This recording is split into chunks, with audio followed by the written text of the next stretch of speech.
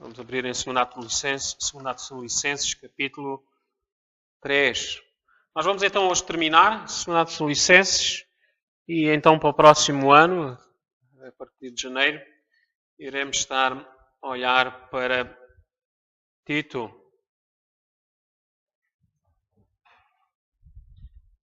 Vamos passar algum tempo lá em Tito, há muita coisa para falar naquela pequena epístola de Paulo ao seu amigo Tito, em Creta.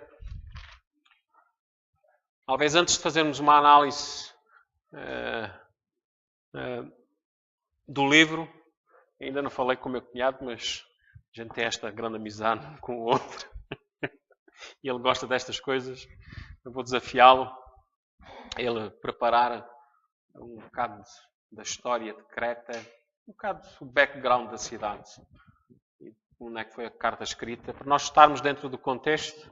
Há muita informação sobre isso, é só buscar alguns pontos e nós termos um background antes de olharmos então para a carta e conhecermos os ditados daquela cidade, as reações daquela cidade e porque é que Paulo se dirige desta maneira a um local onde é que havia várias igrejas com vários ministros.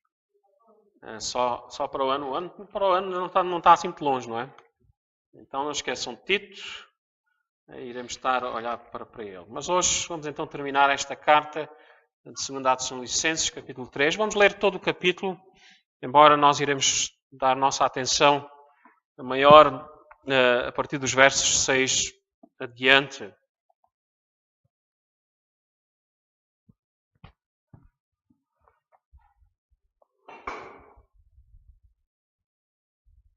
Título, Tessalonicenses, capítulo 3, 2 Tessalonicenses, capítulo 3, versos 1 até ao final.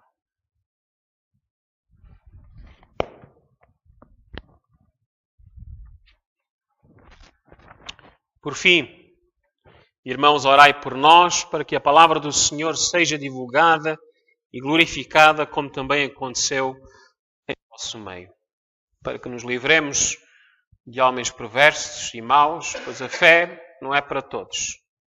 Mas o Senhor é fiel e vos fortalecerá e guardará do maligno. E quanto a vós, confiamos no Senhor, que não só estáis fazendo, como também fareis o que vos ordenamos. Que o Senhor guie o vosso coração no amor de Deus e na perseverança de Cristo.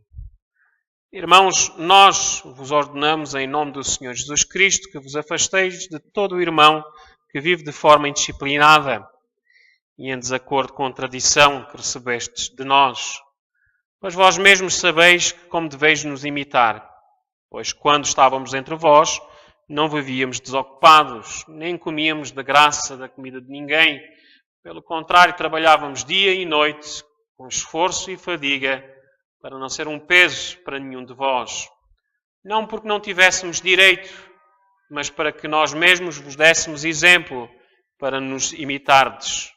Quando ainda estávamos convosco, vos ordenámos que se alguém não quer trabalhar, também não coma.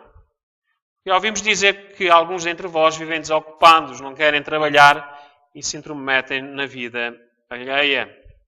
A esses, porém, ordenamos e exortamos por nosso Senhor Jesus Cristo que, trabalhando em paz, consigam o próprio pão. E vós, irmãos, não vos canseis de fazer o bem. Se alguém desobedecer às nossas instruções nesta carta, observai-o atentamente e não tenhais contato com ele, a fim de que se envergonhe. Todavia não o considereis inimigo, pelo contrário, corrigi-o como irmão. O próprio Senhor da paz sempre vos dê paz de todas as maneiras. O Senhor esteja com todos vós. Eu, Paulo, vos cumprimento de próprio punho, meu sinal em cada carta. É assim que escrevo. A graça do nosso Senhor Jesus Cristo esteja com todos vós. É aqui a palavra do nosso Deus. Então hoje vamos estar a culminar, a dar um fim a esta série de estudos nestas duas cartas de Paulo à igreja de Tessalónica. esta que tem sido uma igreja exemplar, não é? Uma igreja modelo. Se nós estamos lembrados das palavras logo na primeira carta, é assim que Paulo se dirige a esta igreja. Lá no capítulo 1 de 1 Tessalonicenses, diz no verso 7, dessa forma tendo-vos tornado modelo para todos os crentes na Macedónia e na Acaia. Eles realmente marcaram a diferença. Eles foram prontos a deixar a velha natureza para então abraçarem esta nova natureza em Cristo Jesus. Porque Paulo faz referência disso mesmo, como eles depressa se converteram dos ídolos a Deus. Verso 9 do capítulo 1 de 1 Tessalonicenses também lemos, porque eles mesmos anunciam de que maneira fomos recebidos entre vós, de que forma vos converteste dos ídolos a Deus, para servirdes ao Deus vivo e verdadeiro. Já era uma igreja que vivia Cristo e ansiava estar com Cristo. Muitos deles desejavam pela vinda do Senhor Jesus Cristo. O desejo era tal que alguns deles que começaram a viver vidas completamente diferentes daquilo que estavam vivendo. Não estou aqui voltando da velha natureza para a nova natureza, mas dentro dessa já nova natureza, eles aplicaram-se a ter um modo de vida. Paulo vai estar a referir isso, ele falou na primeira carta e fala aqui também na segunda, de que alguma das suas atitudes que eles estavam a tomar em relação à vinda do Senhor Jesus Cristo era errada.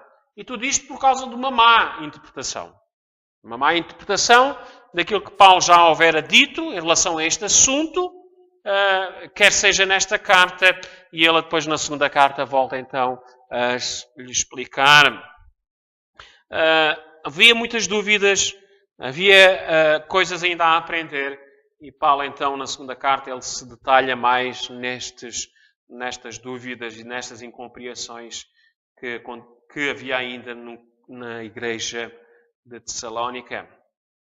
Nestas últimas palavras, aquele então dirige à igreja, ele passa então a corrigi-los, a corrigir aqueles que estavam vivendo as suas vidas de maneira desagradável à vontade de Deus. Estavam vivendo fora de ordem. Às vezes nós também vivemos assim. E vamos então estar a aprender através do texto de hoje como é que nossas vidas devem ser vividas e qual deve ser a nossa atitude quando então tivermos conhecimento que alguém esteja vivendo em desobediência, de maneira indisciplinada. Que atitude é que eu devo ter como cristão em relação a essas pessoas? Vamos então olhar para o texto desta noite e compreender a importância de todos nós andarmos diante a vontade do nosso Deus. O verso 6 então nos diz: irmãos, nós vos ordenamos em nome do Senhor Jesus Cristo que vos afasteis de todo irmão que vive de forma indisciplinada e em desacordo com a tradição que recebestes de nós. Há aqui pontos a considerar em relação ao que Paulo ele vai dizer nestas últimas palavras aqui desta carta. E a primeira coisa que eu quero destacar esta noite é a atitude do cristão para com o pecado, para com aquele que pratica o pecado e para com aquele que tem prazer no pecado. Vejam, nestes últimos versos, Paulo lida com um assunto que muitas igrejas tentam esquecer. Ou esquecer, ou não praticar. E este assunto é a disciplina. Ninguém gosta de ouvir acerca da disciplina. Nós vivemos numa cultura que cada vez mais sentimos uma certa agonia com aqueles que exigem as suas leis sobre nós, porque natureza nós temos o direito, sentimos nós assim, de termos a nossa liberdade e nós fazemos as nossas próprias leis e estabelecermos as nossas leis como devemos viver a nossa vida. Esta é a mentalidade, esta é a filosofia do ser humano. Sou eu que mando na minha vida, sou eu que faço as coisas desta maneira e ninguém tem nada a ver com isso. Não é? Vocês lembram-se quando os nossos filhos, quando os vossos filhos, os meus ainda não chegaram lá, podem chegar. Chegaram aos 18 anos, já sou adulto, já faço aquilo que eu quero. Mesmo dentro das vossas casas, eles começaram a levantar o nariz e a dizer assim, não é? Sou eu que mando em mim, não é? Agora, sou eu que tenho a minha própria lei e obedeço àquilo que a minha vontade me sugere. E esta mentalidade, ela está tão enraizada no nosso ser que nós temos levado esta mesma maneira de pensar para dentro da igreja. Sou cristão, vivo o cristianismo, mas ninguém me diga como é que eu devo viver o cristianismo. A minha fé é a minha fé, a tua fé é a tua fé. Meus irmãos, este não é um pensamento do verdadeiro cristão. O Senhor Jesus Cristo, quando aquela multidão de judeus disse que criam nele, ele disse, se verdadeiramente obedeceres às minhas palavras, não é? Sereis meus discípulos, não é? A obediência. Portanto, aquele que desobedece, alguma coisa tem que ser feita para com essa pessoa que está vivendo em desobediência. E algo estava a acontecer com alguns crentes em Tessalónica. Vejam que são crentes. Paulo, ele não põe de parte essa realidade. Esta desobediência que estava a acontecer pessoas que eram crentes. Irmãos, nós vos ordenamos, em nome do Senhor Jesus Cristo, que vos afasteis de quem? De todo o irmão. De todo o irmão. Mais à frente, no verso 14, 14 e 15, nós vamos ler estas palavras. Se alguém desobedecer às nossas instruções nesta carta, observai-o atentamente e não tenhais contato com ele, a fim de que se envergonhe. Todavia não o considereis inimigo. Pelo contrário, corrigiu como irmão. Então, alguma coisa estava a acontecer com alguns crentes. Cristãos que tinham então aceitado a Cristo, que tinham tido a sua vida revolucionada com a presença do Espírito neles, mas algo estava a acontecer que eles estavam fazendo que não era agradável a Deus. E é importante que nós tenhamos consciência disso. Que a indisciplina destes irmãos não era algo que estava a agradar ao Senhor. E tudo estava a acontecer, essa indisciplina, porque pela situação provocada da maneira como eles adotaram uma atitude errada em respeito à segunda vinda do nosso Senhor Jesus Cristo. Vejam, pelo relato que nós temos aqui, havia em Tessalónica alguns irmãos que tinham abandonado o trabalho diário. Deixaram de trabalhar. Os deveres do dia a dia. E estavam então em estado de transcendente, de espiritualidade tal, nesta espera pelo Senhor Jesus Cristo, que deixaram viver a vida com as circunstâncias que ela nos traz.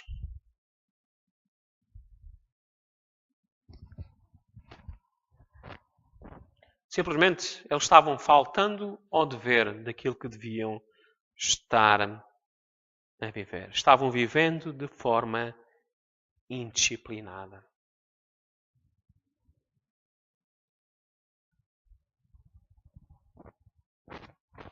Vejam, e Paulo não apela a eles. Paulo não apela à igreja, assim, olha vocês, vejam lá o que é que podem fazer, se quiserem fazer. Paulo não dava uma simples ideia a eles.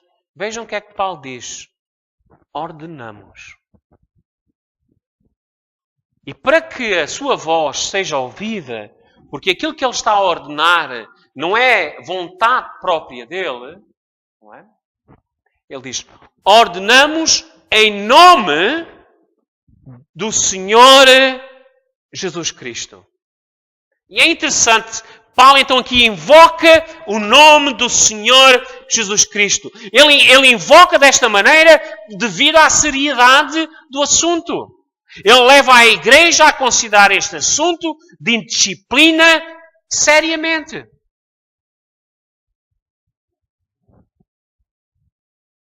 É interessante que ele teve a mesma atitude com a igreja de Coríntios. Se nós formos para 1 Coríntios, capítulo 1, em outras palavras, nós lemos lá no verso 10, ele diz, irmãos, rogo-vos em nome de nosso Senhor Jesus Cristo. Vocês sabem, havia divisões dentro daquela igreja, havia pecados de adultério, e então ele vai lidar com estas situações e ele diz, eu rogo em nome de nosso Senhor Jesus Cristo. E como lemos então em 2 Tessalónica, eu ordeno em nome do nosso Senhor Jesus Cristo. Então os tessalonicenses eles deviam ter consciência que o que estava se passando era algo que era desagradável a Deus. Era algo que deveria ser tratado com seriedade. A carta até aqui parecia tudo muito bom, não é? Porque é que Paulo vai estar a lidar com isto? As coisas estavam tão boas. A escrita estava tão agradável. Por que lidar com um problema destes? Por que lidar com uma situação em que temos um caso em que um jovem é desobediente ao Senhor, um jovem que na sua escola age como um não cristão, mas por ser um jovem com emoções fracas, mas está a tocar, é melhor deixá-lo no sítio onde é que ele está, nem dizermos nada, porque senão ele pode se afastar do quem? Da igreja.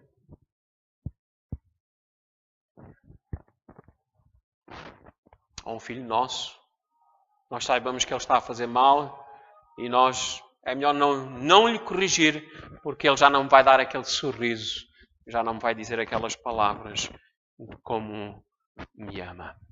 Nós sempre temos esta tendência. Se fizermos algo de disciplina, podemos vir a perder. Ficamos sem alguns benefícios. E a igreja de hoje não exerce a disciplina porque tem problema em perder o quem? A membresia. A membresia, os dízimos que essas pessoas trazem para dentro da igreja. É preferível eles viverem no pecado do que eles serem confrontados com o erro. Mas Paulo diz, eu ordeno, em nome do Senhor Jesus Cristo, que vos afasteis de todo o irmão que vive de forma indisciplinada e em desacordo com a tradição que recebestes de nós. Era algo que devia ser tratado com seriedade. Meus irmãos, a Igreja de Cristo ela deve estar sempre pronta para tratar de tudo o que envergonha o Evangelho do nosso Senhor Jesus Cristo. Não devemos ser coniventes com o pecado. Sempre que ele seja evidente no seio da Igreja, ele deve ser tratado. Há pecados ocultos. Há situações que nós não conhecemos. Mas aquelas que são conhecidas, elas devem ser tratadas. Os indisciplinados devem ser disciplinados. E vejam, Hernandes Dias Lopes ele diz, a disciplina é um ato responsável de amor.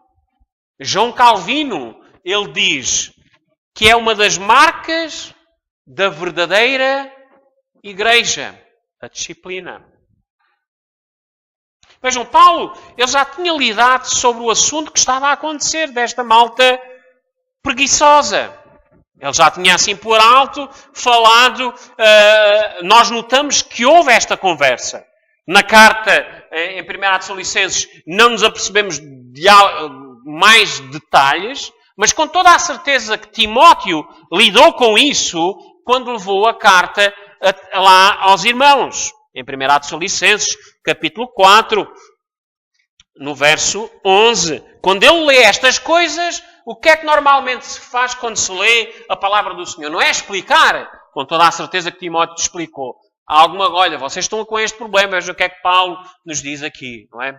O apóstolo, versos 11 e 12 do capítulo 4, ele diz, procurando viver em paz, tratando dos vossos assuntos, trabalhando com as próprias mãos, como já vos ordenamos.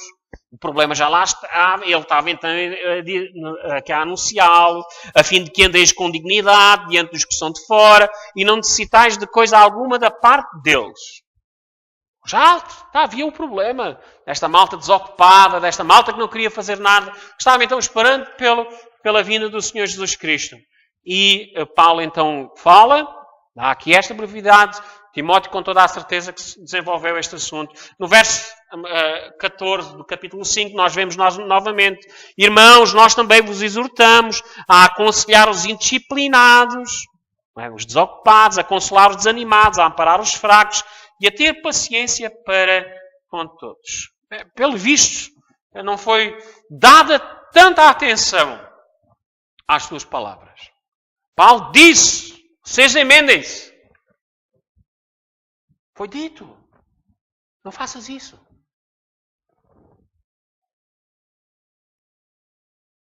É por isso então que Paulo diz o seguinte. Ele já tinha dito na primeira carta, Timóteo lhes ensinou, e agora ele diz aqui na segunda carta. Depois de vos ter exortado, não é? Porque nós já sabemos que ele os exortou, agora ele diz, ordenamos em nome do Senhor Jesus Cristo que vos afasteis de todo irmão que vive de forma indisciplinada. Eles ouviram o que é que deveriam fazer. O que é que eles fizeram? Mudaram? Não. O que é que Paulo então passa a dizer? Querem viver assim desta maneira? A vossa atitude para com eles é esta. Afastai-vos deles. Afastei-vos de todo irmão que vive de forma indisciplinada e em desacordo com a tradição que recebestes de nós. Então, a primeira atitude aqui exaltada então é afastar do irmão. Como eu já vos disse, pelos vistos as advertências de Paulo não foram ouvidas na primeira carta em relação a este assunto. Estes irmãos, depois de serem chamados à atenção, continuaram em pecado. Paulo então diz que a atitude a ser tomada, depois de tudo, isto é afastarem-se deles.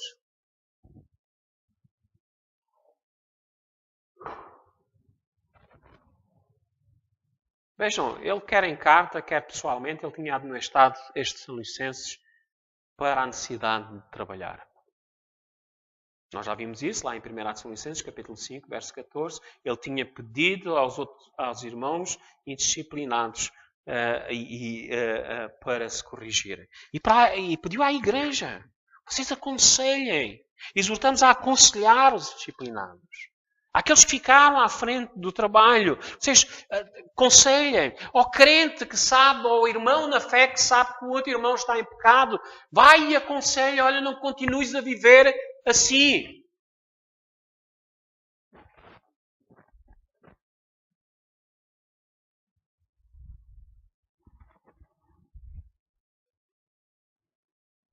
Então Paulo faz isto, é o seguinte, se alguém recusa a obedecer à palavra de Deus, após ter sido admoestado, essa pessoa deve ser publicamente notada como infiel.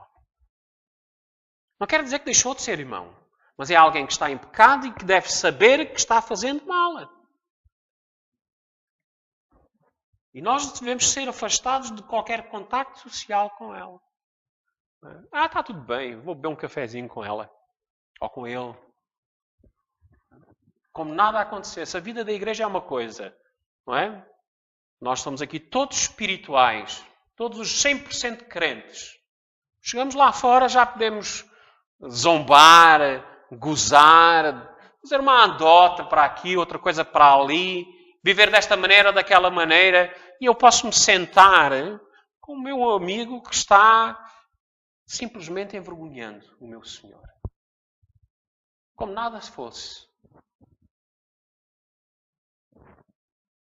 Vamos para Mateus, capítulo 18. E vamos ouvir agora o nosso Senhor Jesus Cristo. Mateus, capítulo 18.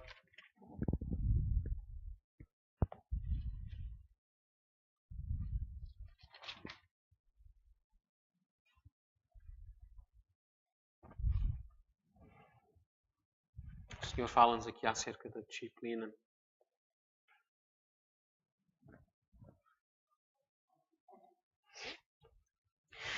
Se o teu irmão pecar contra ti, vai a sós com ele e repreende-o. Verso 15. Mateus capítulo 18, verso 15. Se te ouvir, ganhastes teu irmão. Mas se ele não te ouvir, leva ainda contigo mais uma ou duas pessoas, para que toda a palavra se confirme pela boca de 2 ou 3 testemunhas. Se ele se recusar a ouvi-las, diz-o a quem? À igreja. Quem é a igreja? É interessante que Paulo não define aqui ao presbítero. A igreja, o corpo, não é? E se também se recusar a ouvir à igreja, considere-o como gentil e publicano. São palavras fortes, não é? Publicano era aquele que era mal visto, não é? Por todos os judeus. Esta é a diretriz do nosso Senhor Jesus Cristo. Vejam, qual deve ser a atitude que deve ser tomada? Ir falar com a pessoa. Exortar. Este é o primeiro estágio de todas as coisas. Essa é a primeira tarefa. Irmos e falarmos com a pessoa. Se a pessoa dizer assim, estou muito bem. Não é assim, isso é tu que pensas assim diferente. Mas eu trago aqui outro irmão na fé. Se quiseres, eu posso trazer alguém, um ancião da igreja, vamos falar sobre o assunto.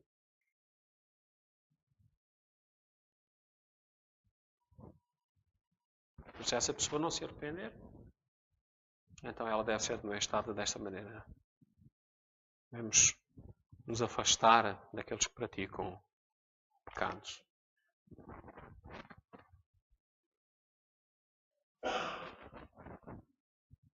Porquê é que nós devemos ter esta atitude? Em primeiro lugar, por o amor que nós temos pelo nosso irmão. Porque se nós continuarmos a conviver e a ser conivente com alguém que está em pecado, nós não estamos a amar essa pessoa. Estamos a simplesmente dizer a ela, não há problema. É a tua vida, olha que tu tamanhos com Deus. Nós somos todos parte de um só corpo. Então devemos cuidar uns dos outros. Então amor pelo irmão. E também amor pela igreja. Porque se algo é tolerado, é como um pequeno vírus, não é? Não faz mal, é uma pequena gripe.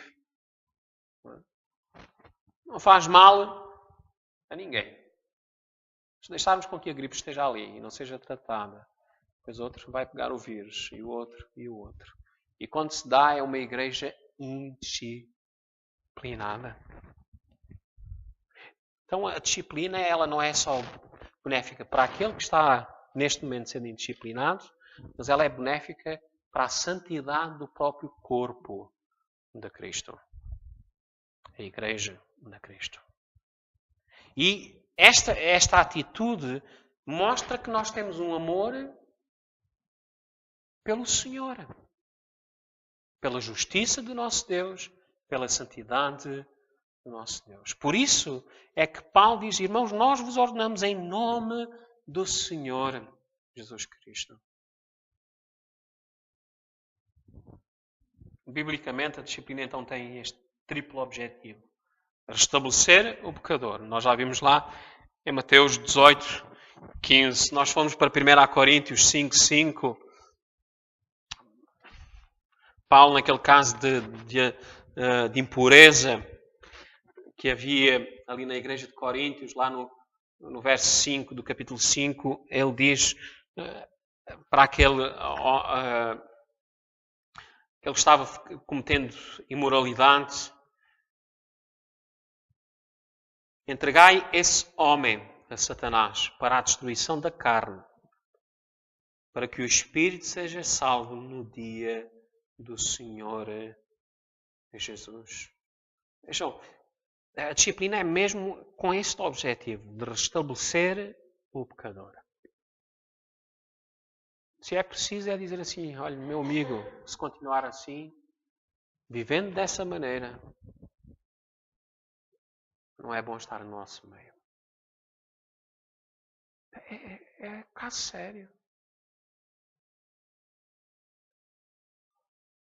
Vejam, o Paulo diz, entregai esse homem a Satanás para a destruição da carne. Deixa-o ir. Para que ele saiba e sinta em si próprio que está a fazer o que é? Que é errado aquilo que ele está fazendo.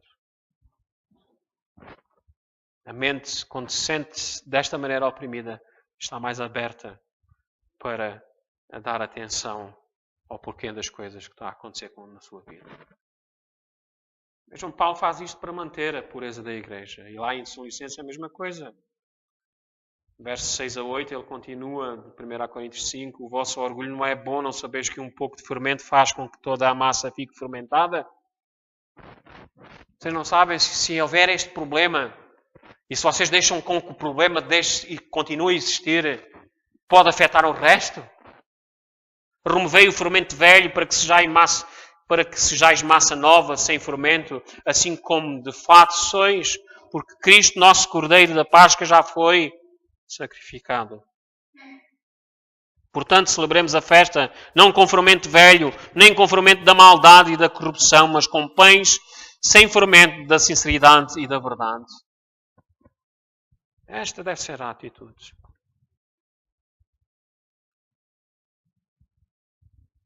Manter a pureza da igreja.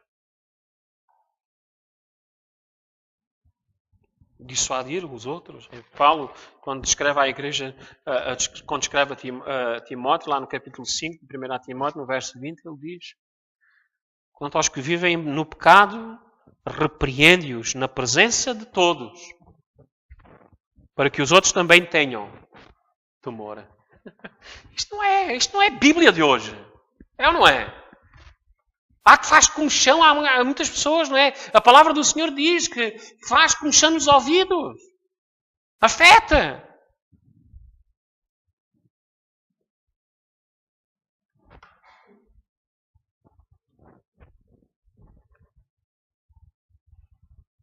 Mas, meus irmãos, só podemos manter a sanidade das coisas desta maneira.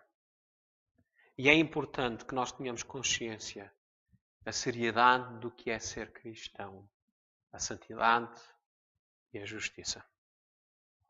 Porque Paulo, ao trazer estas palavras à igreja de Tessalónica, ele estava dizendo: vocês mantenham-se santos. Se há estes indisciplinados, corrijam-nos. Se eles não querem ser corrigidos, afastai-vos deles. Não é como tudo estivesse bem. Não, afastai-vos deles. De todos aqueles que vivem de forma indisciplinada e em desacordo com a tradição que recebestes de nós.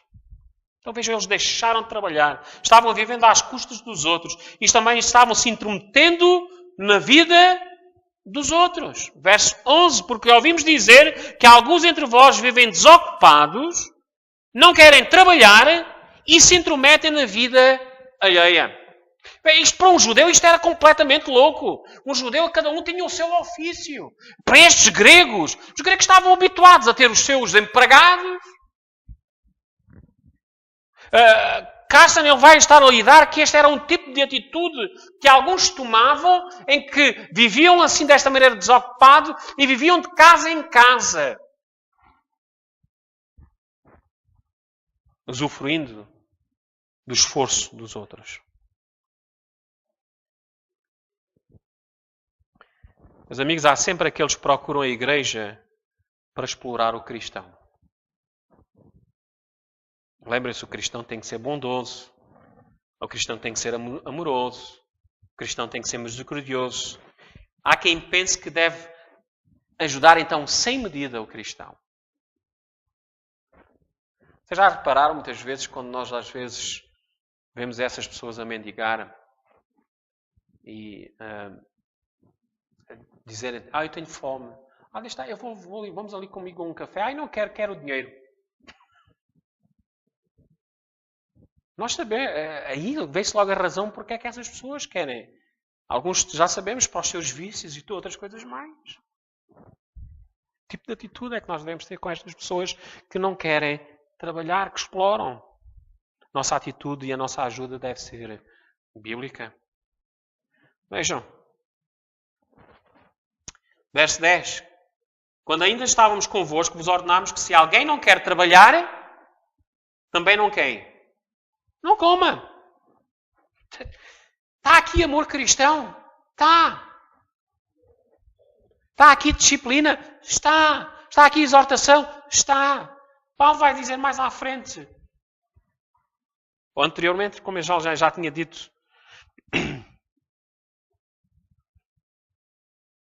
Desculpem, mais à frente, verso 12. E a esses, porém, ordenamos e exortamos por nosso Senhor Jesus Cristo que, trabalhando em paz, consigam o próprio pão.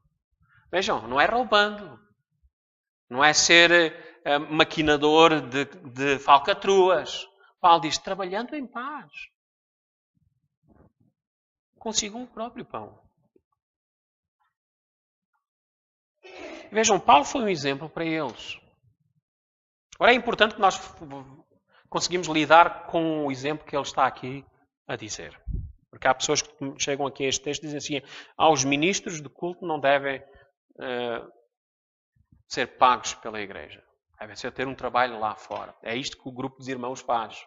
Interpretam textos fora do contexto. Sem saber também o que é que estava passando ali. Sem olhar também para o resto da Bíblia. Vejam, Paulo foi para aquela cidade e ele não pediu nada a ninguém. Vejam, não que fosse direito dele. Vejam o verso 9. O verso 8 ele diz, nem comíamos da graça de comida de ninguém. Pelo contrário, trabalhávamos dia e noite com esforço e fadiga para não ser um peso para nenhum de vós. Não porque não tivéssemos o quê? Direito. Ele tinha direito de o fazer. Mas não o fez. Antes que nós lidemos então o que é que ele quer aqui dizer, vamos considerar alguns textos. Que qualquer cristão que trabalha na obra, não é? Trabalha na obra do Senhor, deve ser suportado pela obra. Vamos para Lucas, capítulo 10.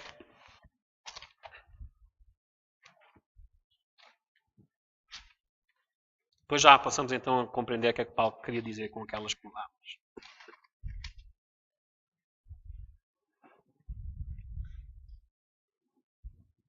Que, falando em relação a qualquer trabalhador, é digno do seu salário. Ficai nessa casa comendo e bebendo do que tiverem, pois o trabalhador é digno do seu salário. Não andeis de casa em casa. Lucas capítulo 10, verso 7. Se vocês se lembram, foram aqueles que foram enviados, os 60 discípulos, se alguém vos abrir, vos receber, em qualquer casa em que entrares, dizei primeiro a paz esteja nesta casa. Verso 5. E se nele houver um filho da paz, a vossa paz repousará sobre ele. Caso contrário, ela voltará para vós. Ficai nessa casa, comendo e bebendo do que tiverem. Pois o trabalhador é digno de quem?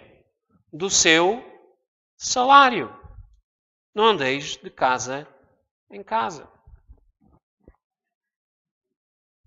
Então, eles foram para pregar, estes enviados, estes 72 discípulos que foram em missão, pregar, se fossem recebidos em casa em paz, era-lhes dito a eles para eles comerem e beberem de qualquer que fosse, porque o trabalhador é digno do seu salário.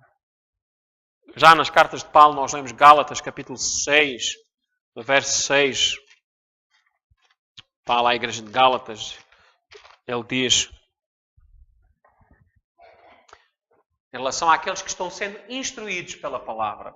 Quer dizer, todos aqueles que são ensinados pela palavra. E é o que está acontecendo neste momento. O que está sendo instruído na palavra deve repartir todas as boas coisas com aquele que o instrui. Quer dizer, se há alguém que o está instruindo, aqueles que estão instruídos devem repartir todas as boas coisas. Veja, não é os restos, não é as sobras, não é um resto de uma comida ou outra coisa qualquer. Todas as boas coisas com aquele que o instrui. Darmos um pouco mais à frente, depois Paulo então dando exortações em relação à forma de devia ser os diáconos, os presbíteros, em 1 Timóteo, em relação à função do pastor, que é o presbítero. Ele diz o seguinte em 1 Timóteo, capítulo 5, versos 17 e 18, e aqui está diretamente se alguém ainda tem algum problema em relação a estas coisas. Os presbíteros, não é? A palavra que está ali, pastor ou ancião, os presbíteros que governam bem devem ser dignos de honra em dobro, ou como nós temos lá na nota de rodapé, de duplo salário. Principalmente os que trabalham na pregação e no ensino.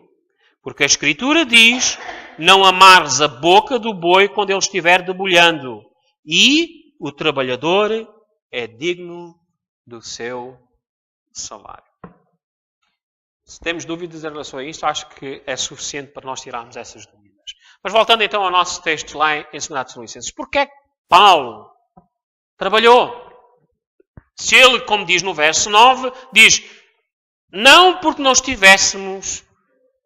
tivéssemos direito.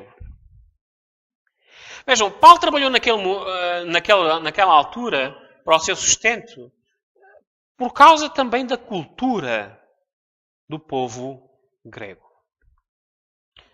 Era hábito pagar a quem pregasse. E Paulo não quis nada.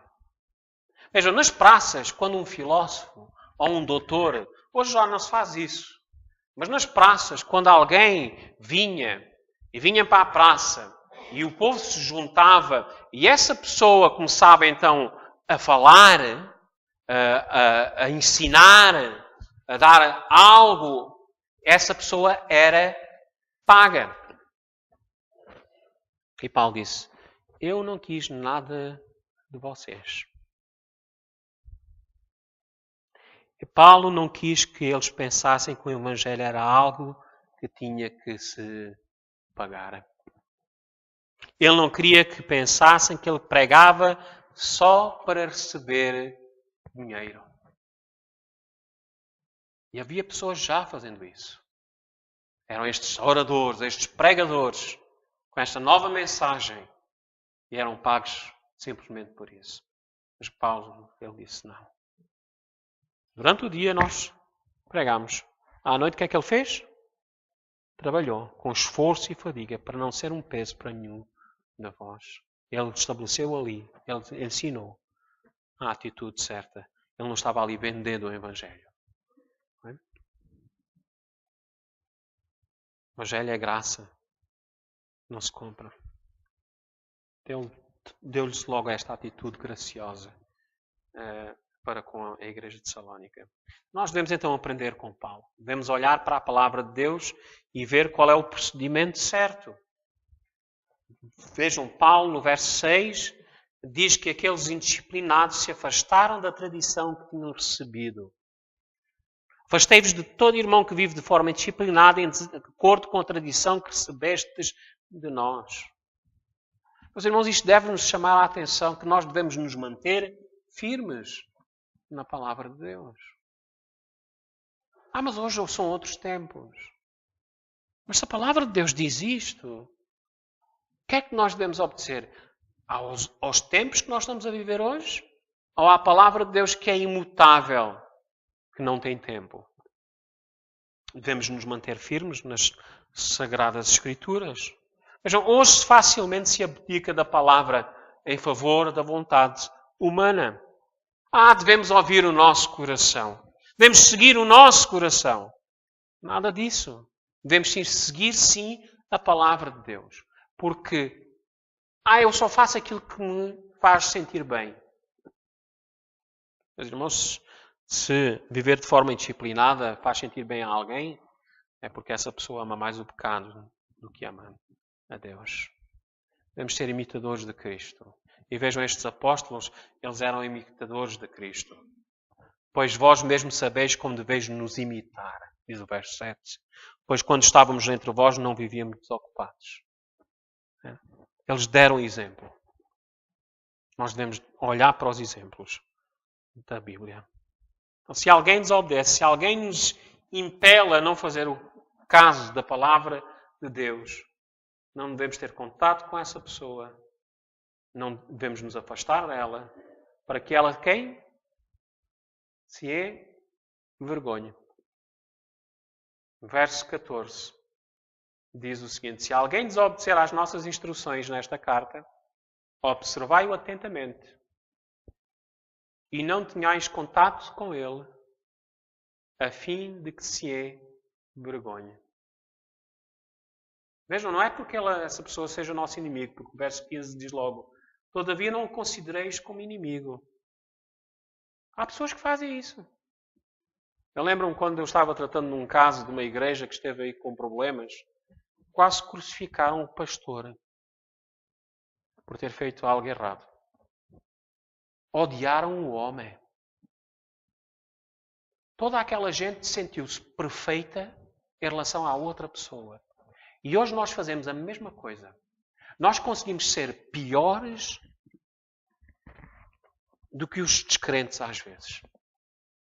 Porque se há um irmão, se há um pastor, ou seja, alguém que desobedece, nós estamos logo prontos a crucificá-los, a odiá-los, quando nada dessas coisas deve ser da nossa natureza. E aquilo que nós lembramos dessas pessoas que fizeram mal, se fizeram mal alguma coisa na sua vida, é aquilo que sempre lembramos dessa pessoa. Todavia, não o considereis inimigo. Pelo contrário, corrigiu como irmão. Temos que corrigir estas pessoas. Porque nós amamos essas pessoas. Não devemos agir para com elas como nossos inimigos. Concluindo. Só afastados do pecado, nós podemos conhecer a paz de Deus. O próprio Senhor da paz sempre vos dê paz de todas as maneiras. Verso 16. O Senhor esteja com todos vós. Nós temos o Senhor da paz conosco. Vivamos de acordo com a sua vontade e nós teremos paz. Cuidemos dos casos de indisciplina. Vivemos em uma era sem restrições. Vivemos numa era sem limites. Por isso é que a disciplina hoje ela é tão incompreendida e negligenciada.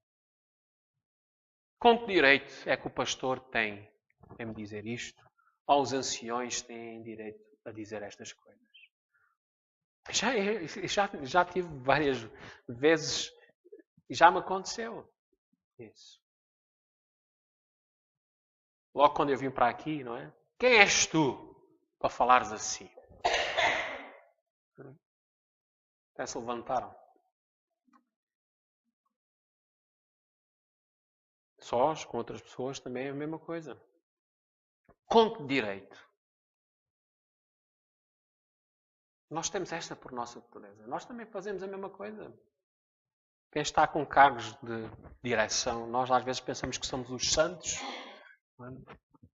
Quem és tu para me dizeres isso? Meus irmãos, quão saudável é que nós demos ouvidos uns aos outros em coisas que têm a ver com Cristo. Porque nós aprendemos uns com os outros. Por isso é que é importante estarmos aqui. Para nos mantermos quem? Saudáveis, santos nas coisas de Deus. É aqui que nós crescemos. No conhecimento da palavra de Deus.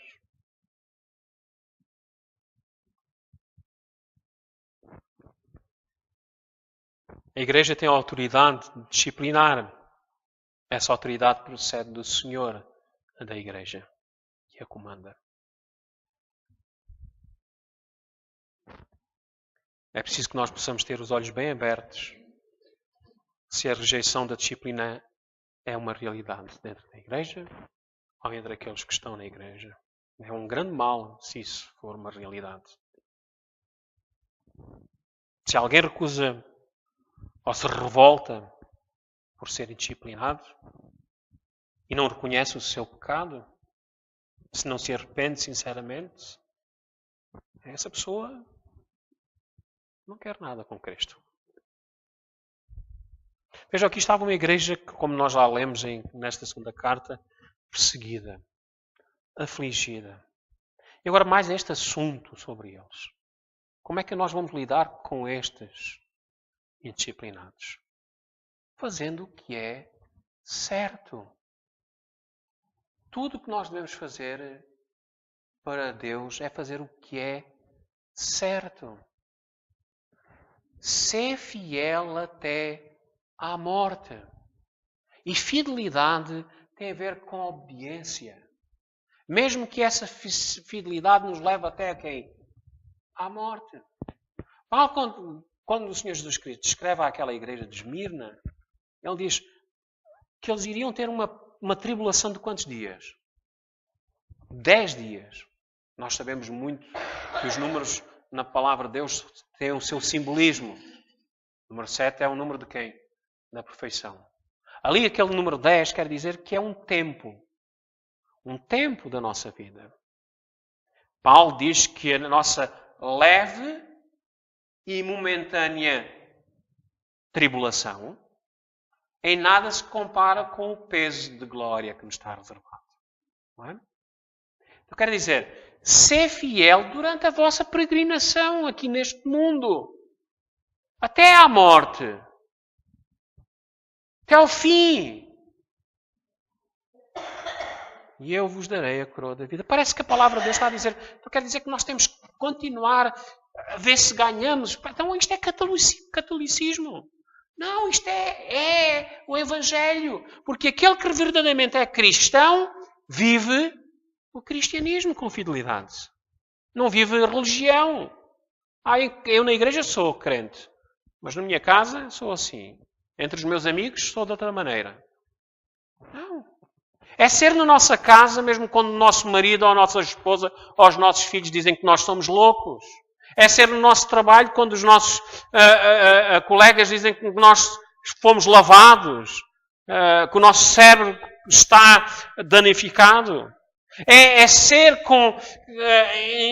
em cafés, em convívios. É ser cristão sempre. Não há direito para pausas.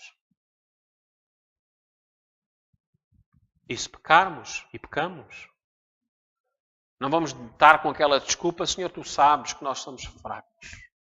O Senhor já sabe que nós somos fracos.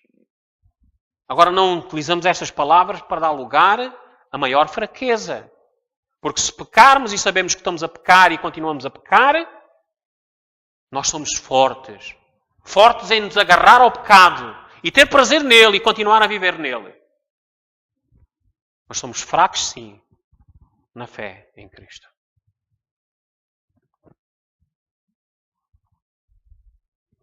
Às vezes nós precisamos de simbolismo, não é? Porque às vezes é preciso nós dizermos... Cantar Salomão. Todo o livro é um símbolo do relacionamento de Cristo com a Igreja. Embora seja um livro muito sensual, não é? Porque fala em seios, fala em minha amada, fala nos seus dentes, no seu cabelo, toda a sua beleza, toda aquela sensualidade, não é? Porque o Senhor quer que nós vejamos que o nosso relacionamento com Ele tem a ver com esta intimidade com Ele. Ele é o nosso amor, não é? E nós somos a sua amada. E só temos olhos para Ele. E Ele para nós. Mas se nós vivemos a nossa vida desta maneira, em casa, eu tenho o meu marido. Mas quando saio de casa, quem me acompanha é Satanás. É com ele que eu tenho prazer. É com Ele que eu me deleito. Mas quando volto para casa, eu faço a comida ao meu marido, eu tento-me ser amigável. E vice-versa, o marido, quando chega à casa, tudo para com a sua esposa, mas fora de casa, de outra maneira.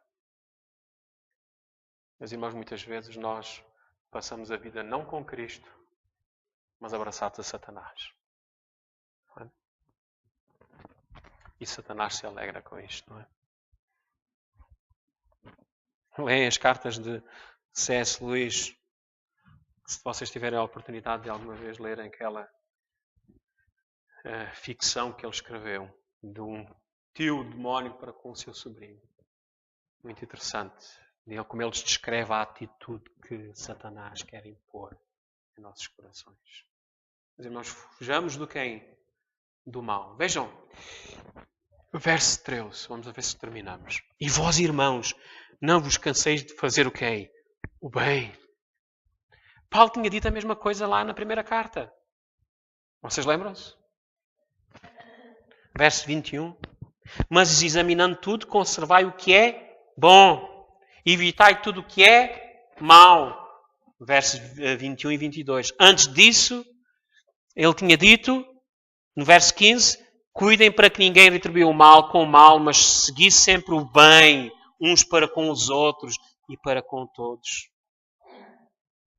Então evitai tudo o que é mau. Verso 23. E o próprio Deus de paz. É quase da mesma maneira que ele termina a segunda carta. O próprio Deus de paz vos santifique completamente. O vosso espírito, alma e corpo sejam mantidos plenamente irrepreensíveis para a vinda do nosso Senhor Jesus Cristo. Quem vos chamou é fiel e Ele também o fará. O próprio Senhor da paz sempre vos dê paz de todas as maneiras. Como não é que nós podemos ter esta paz? Quando realmente só podemos ter paz do Senhor quando nós estamos com o Senhor, vivendo intimamente com o Senhor. Vejam com todas as aflições e perseguições. Esta era uma igreja que desejava fazer a vontade de Deus. Nós sejamos também pela verdade. E só assim nós teremos o quê? A paz. E termino assim como Paulo termina. A graça do nosso Senhor Jesus Cristo esteja com todos vós. Que assim seja. Amém.